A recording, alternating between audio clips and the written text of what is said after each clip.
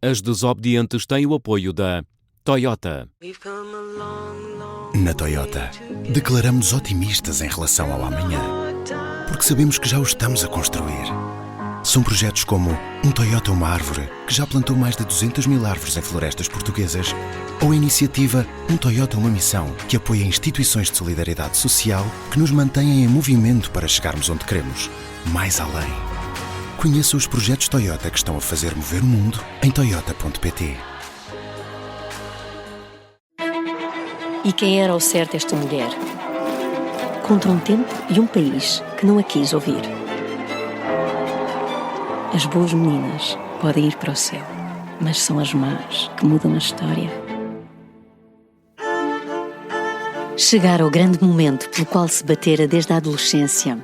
Ao cruzar o portão da Universidade de Coimbra, juntamente com meia dúzia de outras raparigas, custou-lhe acreditar no que os olhos viam. Um gigantesco cortejo de rapazes que lhes sorriam, aplaudindo-as vigorosamente e deitando por terra as capas negras para lhes dar passagem.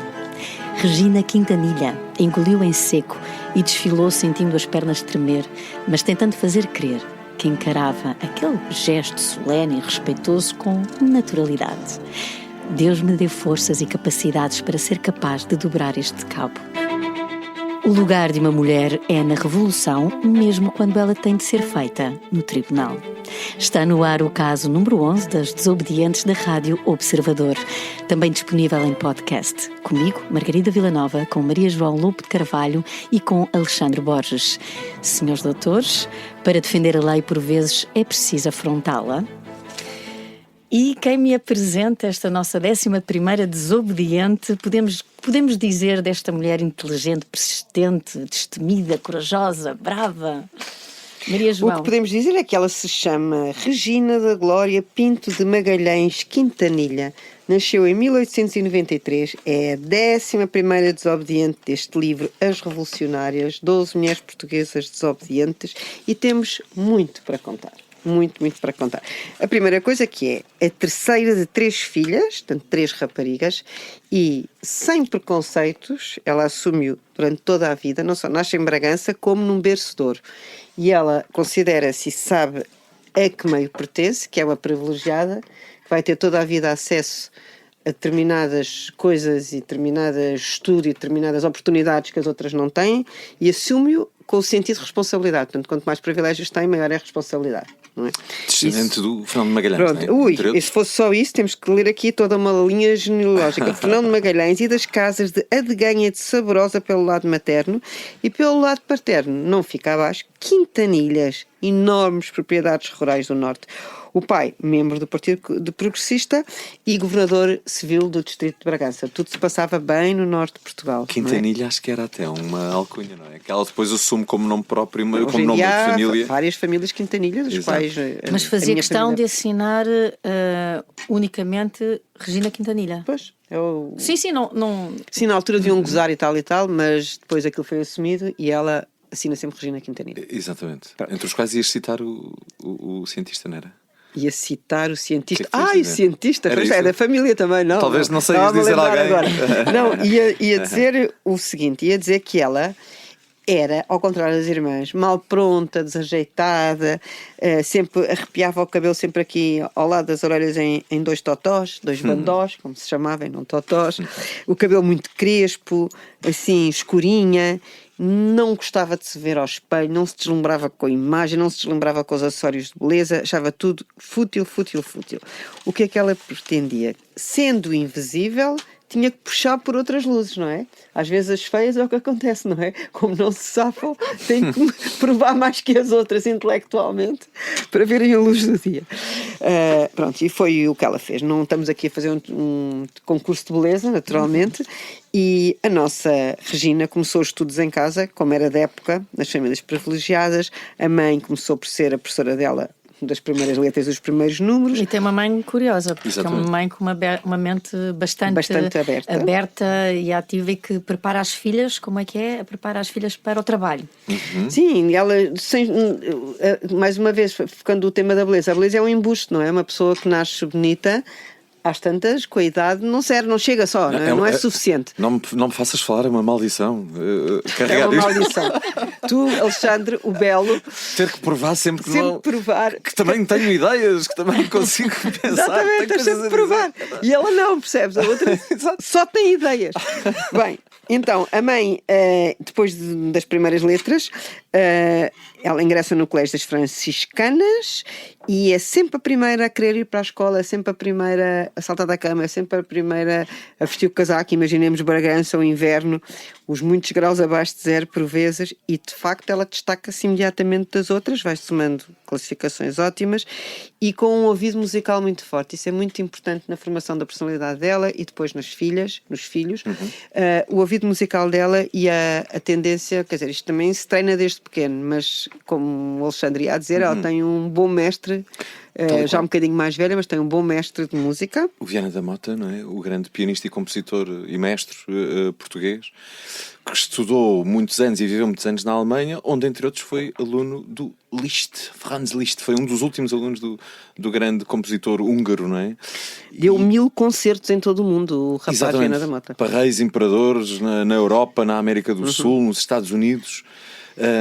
E que é assim um pai, figura paternal da música culta, não é? Da música erudita portuguesa. Entrava para o currículo de qualquer rapariga ter sido aluna de Viana da Mota. Claro. Isto acontecia. Era muito engraçado que eles diziam, e não foi só esta aluna que eu estudei, ele entrava com os dedos a tamborilar assim na secretária e sabendo as notas todas, igual a um teclado de um piano. E já entrava nesta brincadeira. Imagina as alunas acharem aquilo, como é que ele tirava notas e sons de nada, só da posição dos dedos. Devia ser absolutamente fantástico. A seguir, no 6º ano do liceu, hoje 10º ano, já tinha 16 anos, foi para o Porto, para outro colégio católico, como era normal, Nossa Senhora da Conceição, e depois passou para o Liceu Rodrigues Ferreira. E foi das pouquíssimas a terminar o liceu.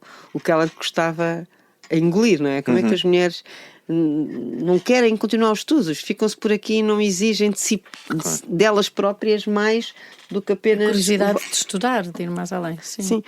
Nem percebia as prioridades dos governantes em relação à educação das raparigas, nem as prioridades das raparigas em relação ao seu próprio futuro. Claro. Não é? Isso para ela era estranho não haver essa ânsia de conhecimento. Mas, de facto, ao longo da vida, como dissemos ao princípio, ela ia sempre agradecer à família onde lhe tinha dado estas oportunidades todas de crescimento intelectual, ao meio em que pertencia, nunca renegando. Muitas vezes acontece as pessoas querem esconder um bocadinho as origens por serem exatamente privilegiadas, e ela sempre teve esta noção de que foi graças a isso que ela conseguiu chegar o mais longe que lhe foi possível, não é? E então, o que ela deseja é tornar-se advogada. Aquela parte que a Margarida leu no início deste podcast, para mim é absolutamente comovente. Eu não tenho autoconfiança nenhuma, nesta altura ainda tinha menos. Isto é uma declaração de intenções. Entrar na Universidade de Coimbra com um cortejo de capas pelo chão, passar pelas capas batinas dos estudantes todos a aplaudirem, e ela ser a primeira a estudar Direito, juntamente com outras duas, é de força. Tal e qual. Acho que... E os rapazes a aplaudirem, isso é que eu achei bonito. Não estavam numa de gozo, nem de discriminação. Sim, é uma história, é uma história muito bonita. E há que lembrar, quer dizer, ela depois tudo no Porto, é isso, mas quer dizer, é um miúdo que nos vem de trás dos montes, que era um lugar mais rural e remoto à época, não é? Preciso contextualizar. E assim se forma a primeira advogada, não só em Portugal, mas na Península Ibérica. Ela não tinha a noção. Nada disso. Para já, quando ela em 1910, logo o pai teve que pedir esta autorização especial dirigida ao Conselho Universitário para que aceitasse a matrícula da filha, antes da cena de passar por cima das capas.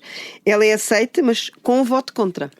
Com e quando contra. entra... Há sempre um do contra, é impressionante. Sempre um do contra. Mas quando entra nesse ano letivo, aquilo era a bagunça total, 1910. É isso, ela matricula-se a 6 de setembro de 1910 e o pedido especial é aceito em 24 de outubro, portanto, porque aqui pelo meio houve a Revolução Republicana, não é? É a mudança total de paradigma. E é possível que, felizmente, essa vantagem, que o novo ar do tempo tenha favorecido, não é? Tenha facilitado a sua entrada. Mas houve esse tipo de contra que ainda estava mal disposto. Ainda estava no 4 de outubro. E só um parênteses, em 1910 a escolaridade passa a ser obrigatória entre os 7 e os 11 anos. Portanto, Ok. nós ainda, esta coisa do ensino superior, de uma licenciatura, quer dizer, estamos a falar de uma época em que Era a escolaridade exótico, não é? obrigatória ficou aí estabelecida, que era entre os 7 e os 11. Portanto, vamos lá Sim, ver e que... isso foi uma vitória da República, não é? Porque a Primeira República, como vimos ao longo destes podcasts todos, era primeiro preciso educar as mulheres, a educação acima de tudo. Foi uma batalha que elas conseguiram que isto fosse obrigatório. Depois, com o Estado Novo, já não cresceu, mas não cresceu tão a pique como cresceu nestes anos. Isto foi absolutamente brutal. A história da República começou a dar mal quando o Marquês de Pombal expulsou os jesuítas. Há quem tenha essa teoria. Não, quando ele expulsou os jesuítas, Sim, sim. de facto, o ensino podiam manipular a cabeça das crianças que quisessem, mas de facto Claro. era uma escola que funcionava. Na Sim. altura houve ali um impasse, não é? Até que a Primeira República tomou. Tal e qual. Digo eu. E depois abrandou muito no Estado Novo. E depois abrandou. Dizes tu e dizem as Pronto, estatísticas, não é isso que mostra. Esta história Tal e começou a qual. correr mal quando os jesuítas foram expulsos. Pois. Depende do ponto de vista, não é?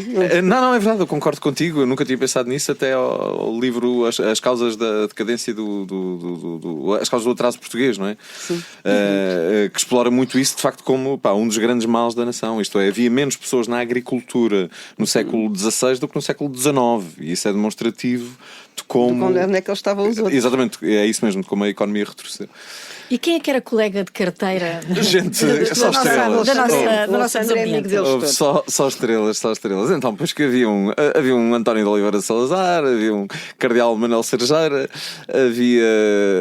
havia depois também figuras já como professores, a nossa Carolina Micaelis e o Sidónio Pais, e aliás o Manuel da Arriaga também, acrou-se com o Manuel da Arriaga. Porque é naquele momento, aqui na transição, não é? Para a República, primeiro o Manuel da Arriaga e o Sidónio Pais são nomeados reitor e vice-reitor da Universidade. E depois? Durante uns meses, no caso do Manuel da Arriaga, porque ele é nomeado em outubro e em fevereiro já vai para presidente. Presidente da né? Em República 1911. e o outro Presidente Rei daí um tempo. E daí um 8 anos. tempo, não é? É curioso, exatamente. Agora, o António Oliveira Salazar está lá primeiro a estudar Direito, precisamente, não é? E depois, mais tarde, vai ser professor de Economia e Só que ela Finanças. podia matricular-se onde quisesse, porque Ela era o podia. Regabof, foi como aqui no Exatamente, ano... acho que o nome técnico é Regabof. Foi esse modelo passagem de ensino. administrativa, deve ter Exatamente, sido. os alunos podiam compor o seu próprio currículo, não é? Portanto, ela estuda Direito, mas indo buscar disciplinas, a letras, a química, e é assim que conhece esta gente toda, com quem no fundo, aliás, a química, por exemplo, ela estuda com o Charles Pierre, que vai dar nome ao Liceu Francês em Lisboa, não é? E com o Sidónio Pais. E portanto é assim que ela já fica familiar a estas figuras que mal sabia ela vão ser absolutamente determinantes. A Carolina no Micaelis, século que XX. nós falámos, foi o nosso segundo episódio, tinha nada mais, nada menos do que 42 anos mais do que ela.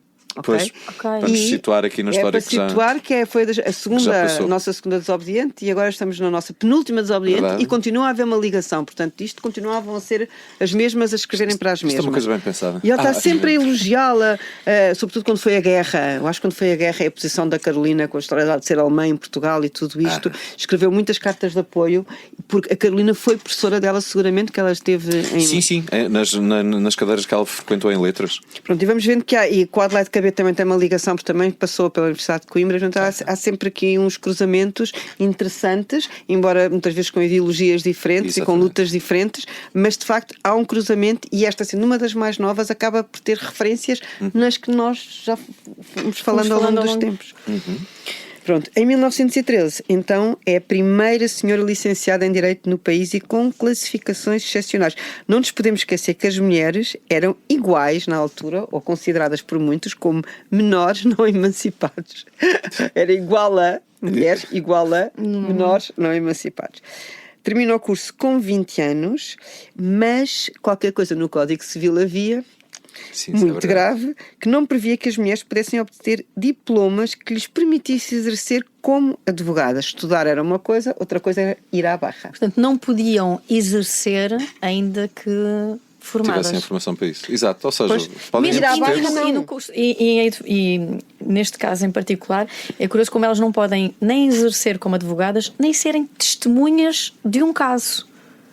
como mulheres. Umas Incrível. À crianças época. que ali Não sabia, andavam. não sabia. Segundo o Código Civil, equiparava as mulheres aos menores não emancipados, impossibilitando legalmente que exercessem o ofício da advocacia ou até que se legalmente que exercessem o ofício da advocacia, ou que se apresentassem como testemunhas. Não eram confiáveis. para Não ser- Não eram confiáveis. confiáveis, estavam feitas com alguém. Entretanto, ela é convidada, isto lembra-nos também outra história antiga, para o liceu recém-aberto feminino de Coimbra, esperando que ela ficasse toda contente com o honroso convite. Mas tal como a nossa outra desobediente do Mitila, mandou tudo às malvas, a mandou com a porta e disse... Vão falar com outras, isto não é para mim. Claro que foi logo acusada de impertinente, mal criada, mal agradecida, mas ela não queria ser professora de liceu, ela queria exercer advocacia. Regina não perde tempo e, nesse mesmo dia, escreve uma carta ao Supremo Tribunal de Justiça para que considere o seu caso. É da mais elementar justiça que a deixa exercer a profissão para a qual se preparou em igualdade de circunstância com os colegas do sexo masculino. Demora uma eternidade, mas a decisão assinada pelo juiz conselheiro Abel Correia de Pinho acaba finalmente por sair. Está autorizada a exercer livremente a profissão de advogada, a primeira em Portugal. Ninguém está acima da lei, nem abaixo, mas a injustiça tem sempre direito a mais um recurso, para ouvir na segunda parte das Desobedientes. E quem era ao certo esta mulher? Contra um tempo e um país que não a quis ouvir. As boas meninas podem ir para o céu, mas são as más que mudam a história.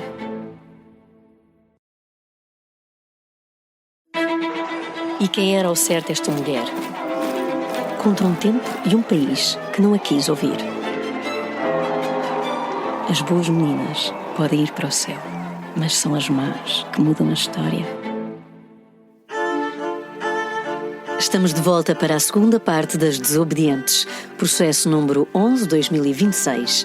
Ordem no tribunal, vai entrar a doutora Regina Quintanilha, primeira advogada portuguesa. A 14 de novembro de 1913 vai-se estrear no Tribunal da Boa Hora em Lisboa. Maria João, primeiro tenho que dizer uma coisa caso. que era uma verdade que ninguém pode contestar, é que ela tinha de provar que era capaz, coisa que não era exigida aos homens. Pois, mas isso já fomos vendo ao longo de vários episódios, Como com todas sempre, as ela nossas... tinha que provar que a estreia ia ser uma estreia em grande, não é? Como uma peça de teatro. Então, ela ia defender duas pobres mulheres acusadas de agredir uma terceira, mais velha, no dia de Natal, numa esquina da Rua da Rosa, em Lisboa, no bairro Alto. Não sabemos o que é que a senhora fez, não é? A terceira, mas tem aqui os nomes das Sabes os nomes, das claro. defendidas. É Dona Ludovina Pereira e a Dona Guilhermina Maria. Portanto, a nossa Em plena Rua da Rosa. em plena Rua da Rosa. A nossa Regina vai defendê-las oficiosamente, não é? É a advogada oficiosa, claro. mas é muito giro porque aquilo é no mesmo dia em que sai a autorização do Presidente do Supremo, ela apresenta-se ao pedir na Tribunal. barra. Portanto, é muito simbólico, não é? Da atitude dela. Ela não perde um minuto a ir exercer esse direito revolucionário. A sala do tribunal enche-se de gente curiosa por ver o resultado, não é? Por ver o espetáculo, no fundo. Está cheio de jornalistas da República, do Diário de Notícias, do Século, da Luta. A Luta escreve que a atraente e simpática jovem, envergando a toga de advogado, inquiriu as testemunhas. E, apanhada de surpresa, mostrou as suas faculdades de inteligência, enunciando em favor das rés todas as circunstâncias favoráveis à sua defesa. O próprio juiz, aparentemente, é surpreendido também, não é? Dom Miguel, Horta e Costa. Exatamente. Mas vai felicitá-la, não é? De algum modo, pela sua... Só que, pequeno pormenor, já tinha a toga pendurada no armário há não sei quantos anos, não é? Já passadinha a ferro, tudo preparado, mortinha por vestir a toga. Estava À espera do momento. E foi impressionante ver uma mulher com uma toga vestida entrar ali e toda aquela malta, os Correios da Manhã, toda a gente, o Observador, tudo lá à espera de fazer. Nós éramos os piores, nós estávamos lá. A ver.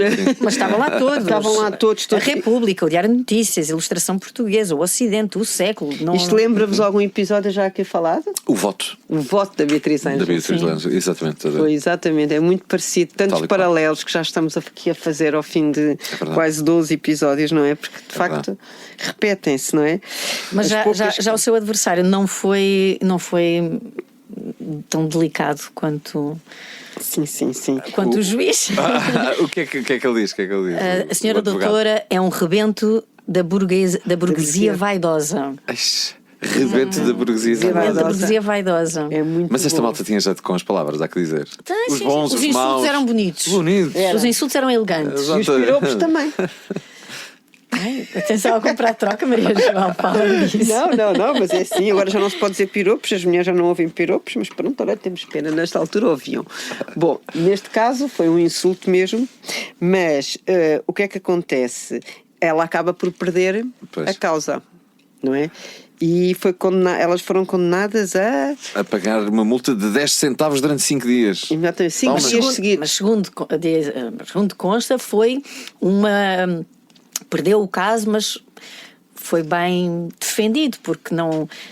Sim, ninguém foi elogiada a forma como o defendeu e não era tão grave a pena quanto isso. Portanto, sim, até safou, de certa forma safou as duas. Tal e qual, as duas senhoras, não é? E é bonito que ela, portanto, ela é uma advogada oficiosa, ou seja, ela inteirou-se do caso naquele dia, não é? No primeiro dia em que é autorizada a exercer, ela apresenta-se ao tribunal e certamente ofereceu-se para defender as primeiras pessoas que apareceram e eram 2 mulheres, portanto, se calhar até escolheu ser. 3. Olha. Eram 2 mulheres contra uma, não é? Mas ela foi defender 2 mulheres ainda por cima, isso também me parece simbólico, não é? Tentou fazer alguma coisa por elas, provavelmente não havia grande salvação para o caso. Sim. E depois deste grande caso, o que se segue? Segue-se que ela teve que esperar 5 anos até à presidência de Sidónio Pais para ver a lei promulgada no Diário do Governo. Então, a partir daí, as mulheres munidas de uma carta de formatura em Direito podiam exercer a sua profissão de advogado, ajudante notário e ajudante conservador. Só não podiam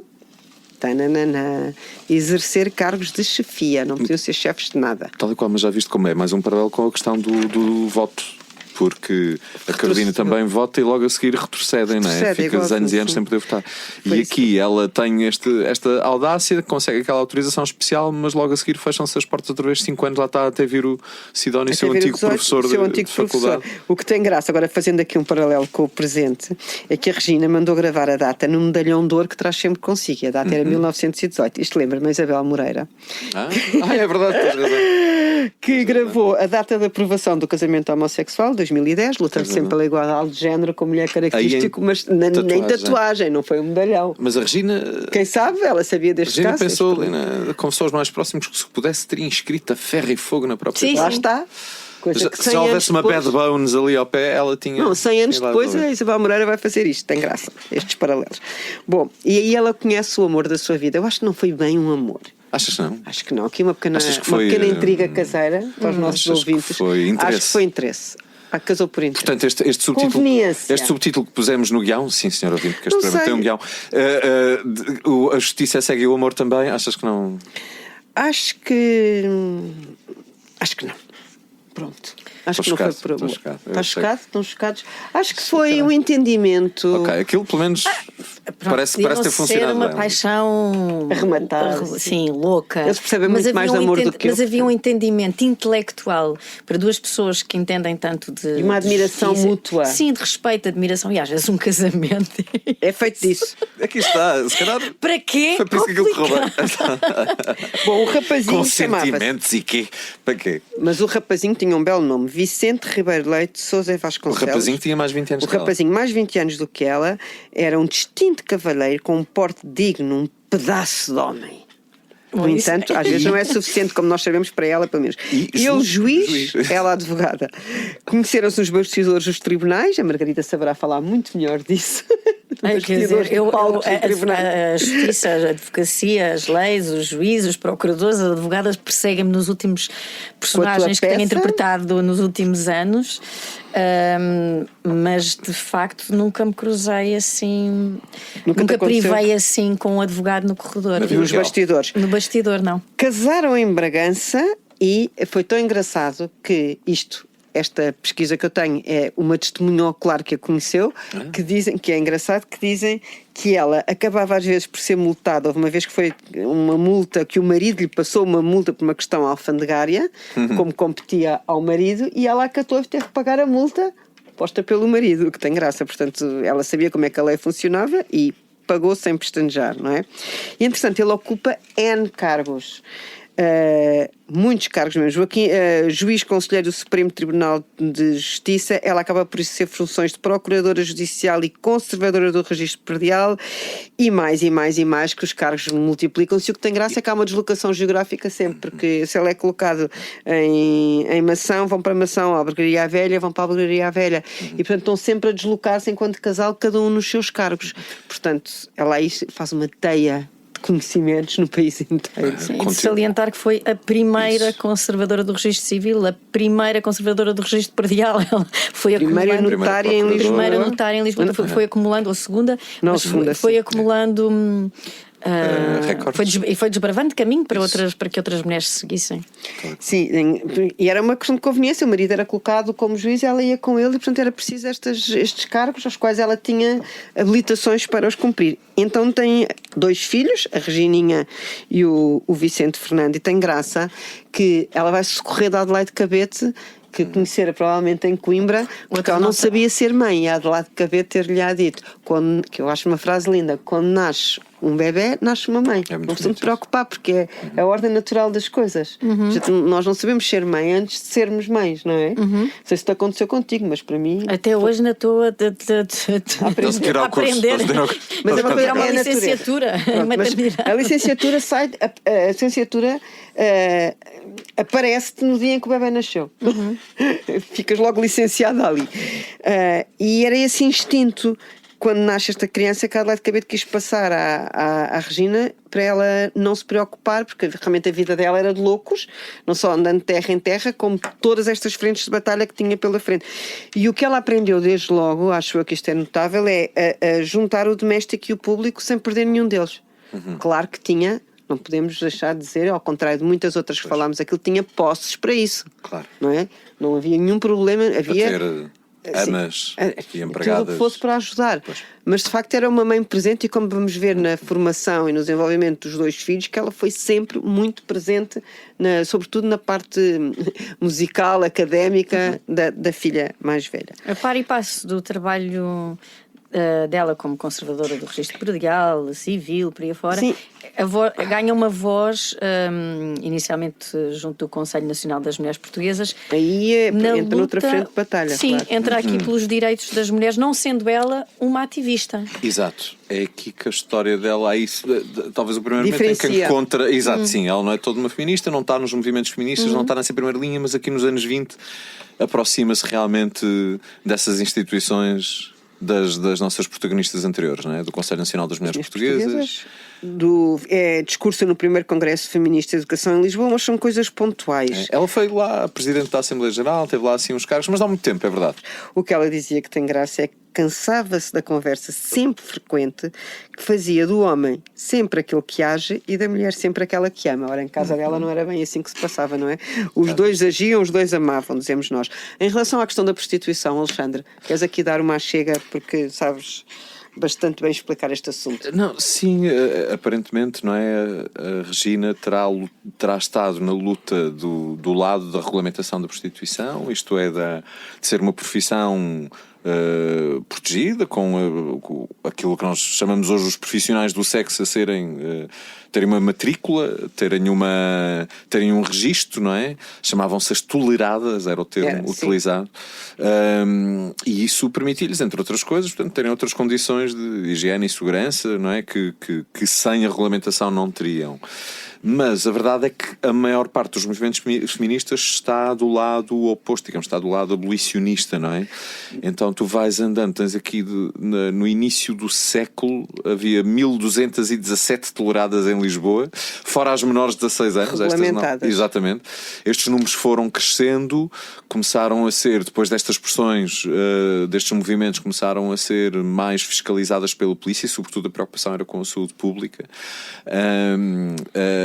Começam a haver os autos por transgressão dos regulamentos, das obrigações que tinham, vai levando à prisão de muitas destas mulheres, chegam a ser presas 350 num ano.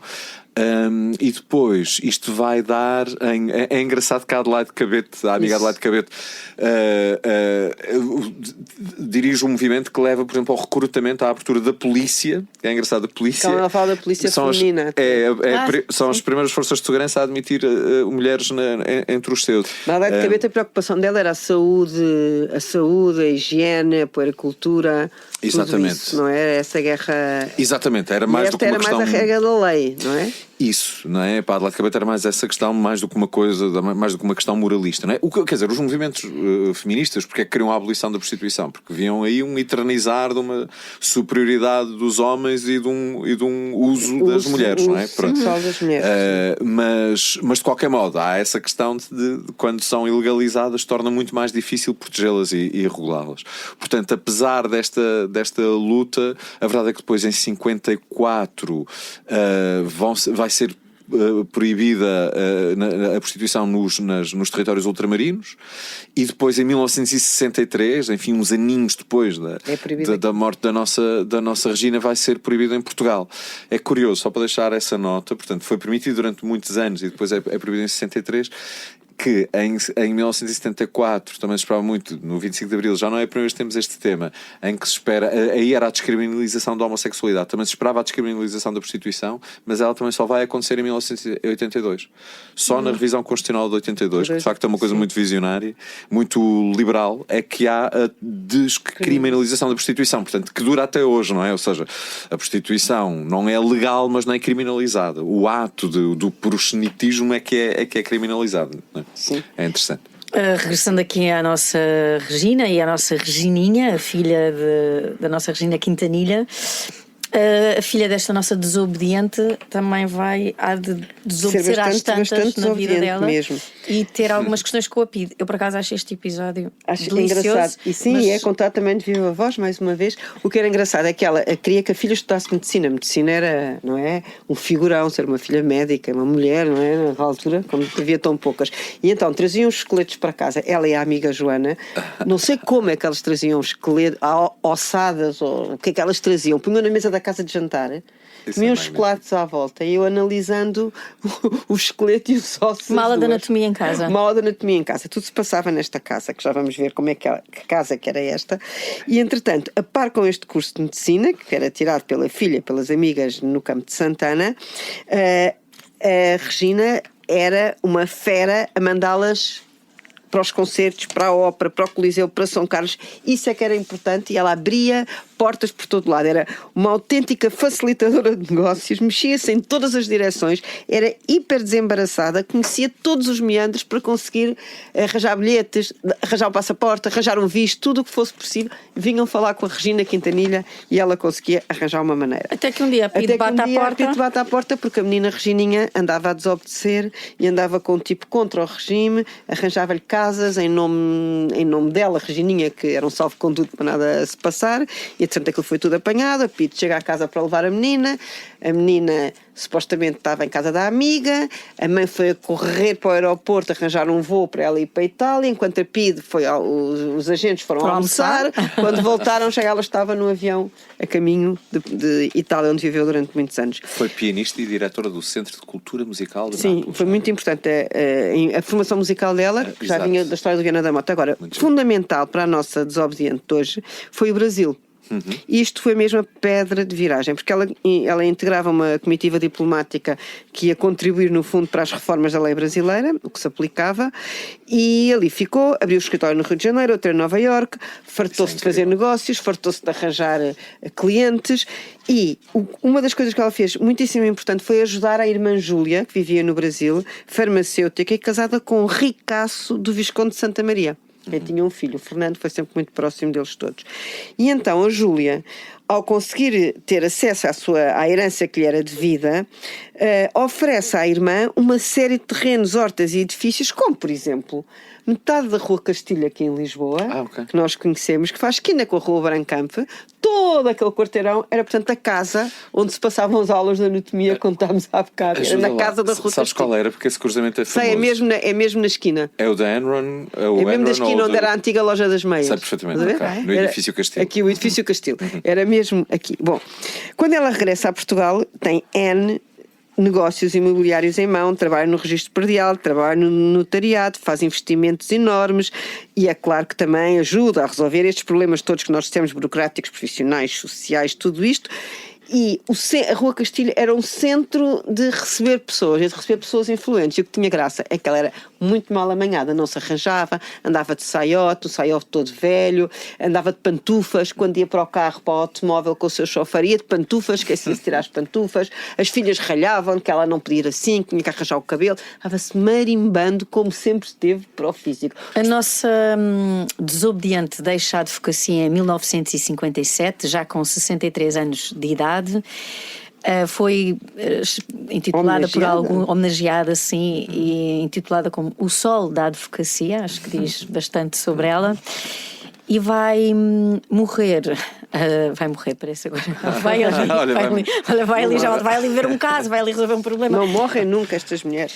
Parte a 19 de março de 1967, aos 73 anos, deixa-nos com uns números absolutamente extraordinários. Exatamente. Em 1927, no levantamento feito pela Ordem de Advogados, havia apenas 6 mulheres entre os 1.700 inscritos.